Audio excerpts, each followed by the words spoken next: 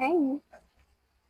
Alam nyo, ang health and life insurance ay mahalin tulad natin sa pagtatanim ng fruit-bearing trees.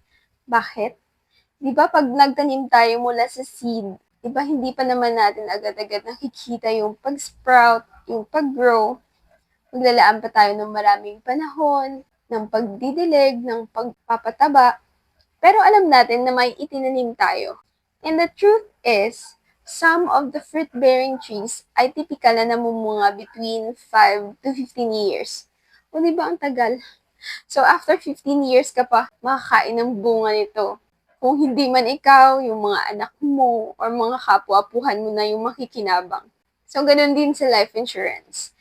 Ang pinupoint ko, if nag-start ka ng health and life insurance ngayon, baka hindi mo pa siya ma-appreciate. Kasi nga, naglalabas ka pa ng pera para bayaran ito, healthy ka pa naman, buhay ka pa naman. So basically, hindi mo pa siya magagamit ngayon. Pero alam mo na may dudukutin ka sa panahon ng pangangailangan. So ang payo ko, take life insurance as an investment now. Kahit hindi mo pa man nakikita, you can look forward to your benefit and to benefit your family in the future. At kung umabot ka sa point na to, thank you for watching. Message mo ako. Usap tayo. Bye!